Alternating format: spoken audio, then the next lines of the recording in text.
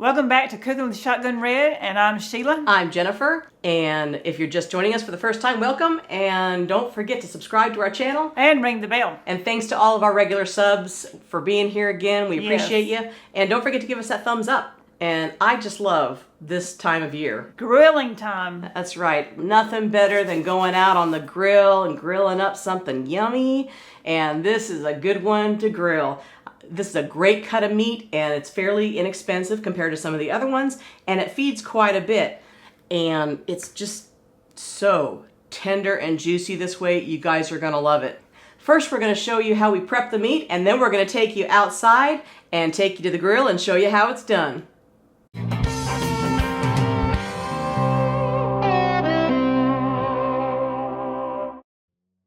Here are all the ingredients for our wet rub. And we've got our sirloin tip out of the fridge here and into a pan. And I've got a little measuring cup that I'm going to pour it in. And our first ingredient is 1 teaspoon of coarse salt.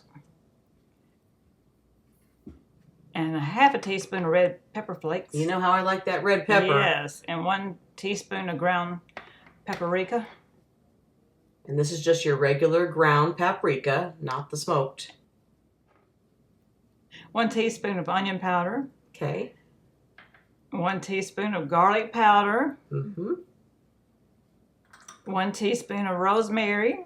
And I love the way rosemary Smells. It makes this taste so good. And 1 teaspoon of Italian seasoning. And that has all kinds of good stuff, parsley and everything. And then I'm just going to take a little bit of olive oil, like 2 tablespoons, and just enough to mix this together and make that wet rub. And I'm just going to take a little spoon here, mix it together. And I got my gloves on because I'm going to just spoon that right on top and work that right into the meat. So you just dollop some of that on there. And work it in there. That's called a rub. That's called... Yes, it is. So That's why they call it a rub. We're going to flip that over and do the other side too. And you want to make sure you get all the edges and everything. Just get this. This is such a good recipe. You'll be surprised when you try this because, you know, I got this roast thinking, well, what am I going to do with this? Put this in a crock pot. I'm like, you know what? I think we should grill this up, make this at the thing and do a grill, you know? So I'm like, this would be a great recipe. And this is just another great way to make this. And these are fairly inexpensive. I mean, a little bit more expensive than like some of your other meat cuts. So what we're going to do is let this sit for a few minutes while we get the grill going. Maybe about 15 minutes. We're going to just let it sit. So we got our grill out here going, and we have the grill it's about 300 degrees, but we're going to get it up to about 350 degrees. Yes, it's about 350 degrees out here. It's hot, isn't it? It's hot. So we're just going to put this where it's not directly over the flame. But I also have the shields underneath, so it's not too bad. So we have this about just a little over 350 degrees. It's really hard to keep it at a steady temperature because it's so hot out here. So then we're going to let that cook for about 20 minutes, and we're going to flip it over. Oh, that looks good. Keep that towards the front, and I'm going to shut that and let it cook another 10 minutes or so. Then we're going to test it. But first, I'm going to put a little bit of butter because, you know, We love butter. Everything's better with butter. Steve never cooked meat without butter, did he? Never. He always put butter on everything. I was thinking about some of his meals that he made the other day, and his steaks, he had always used butter. And I'm going to pull that off the flame a little bit because I don't have the fire burner on, so I can keep it over here a little bit because it starts to flame up when you put the butter on, you know. And I like to do this right before I take the meat off. So I'm going to check the internal temperature. And this is meant to be cooked like medium to medium rare. So, you know, depending on how you like your meat, if you don't like it rare, then you can go a little higher. So let's see where we're at here. Like 130 to 135 degrees? Yeah.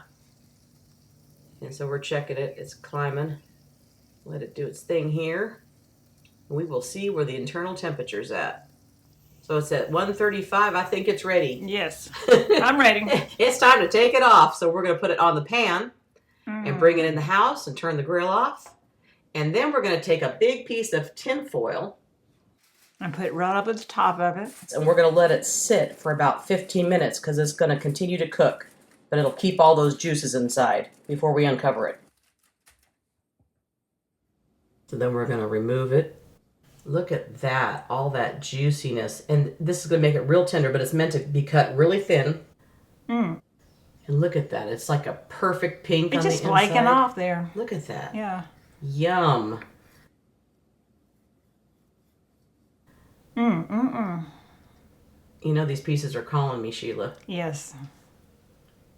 The first opportunity I get to find a little piece. And we couldn't cut this against the grain, so we just went diagonal with it because it's kind of a long, narrow piece. Let's try some of this. I'm going to have a bite of this right now because it's calling me. You got to have one. You got to have one now. I'm going to take a piece of this here. You need to try a piece of this too. Okay. So good. Look at that. Ah, how tender that it was. look at that. It is so good. You guys are going to love the flavor of this. I'm telling you. And it's just as good the second day. It's so good. All right. I love that. Look how pretty. Potato Taters, wedges and some veggies. So good. Okay, a baked potato and slaw. Oh, yeah. Any of or that. Salad. Exactly.